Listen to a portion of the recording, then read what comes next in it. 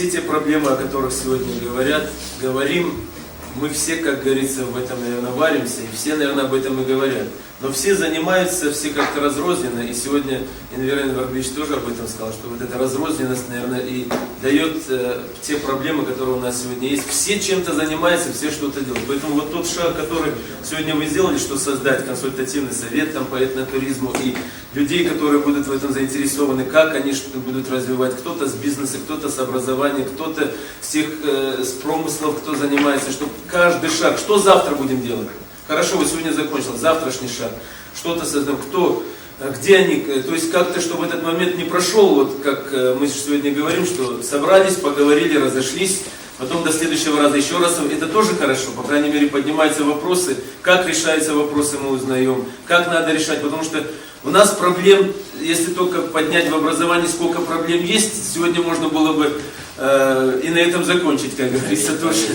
Поэтому мы хотим, чтобы наши выпускники были востребованы, мы хотим, чтобы они были такие, которые вот сказали бы, вот это, и мы скажем, это наш выпускник, к примеру, мы хотим ими гордиться. Поэтому давайте сообща все вместе, и вот тот совет, который вот первое и второе, и остальное все уже, как говорится, вкладывается сюда, все, что надо сделать. Поэтому второй шаг, следующий, сегодня первый шаг, второй шаг, что завтра следующий. Поэтому, чтобы не останавливаться на этом, и дальше столько предложений было от каждого, что у меня вот тут было много предложений, но я их вычеркивал, и к тому, чтобы это, и Мурадин Фицевич то, что сказал, что да, выпускники должны быть, да, они нужны, да, они, но каждый из них, они подготовлены в какой-то определенной отрасли.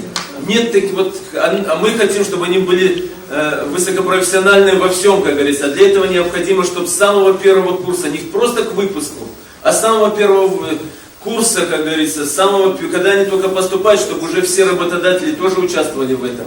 И мы совместно готовили их. Систему обучения надо менять. И систему обучения, но мы тоже привязаны к какому-то государственному моменту, который нас заставляет работать именно так, поэтому мы и работаем, из этого что-то находим. Поэтому давайте совместно что-то будем придумывать, практики какие наши будут, чтобы мы их под вас тоже делали. Обратиться надо к практике. Да мы готовы, но у нас, знаете, как же, тоже свои какие-то есть границы. Спасибо большое.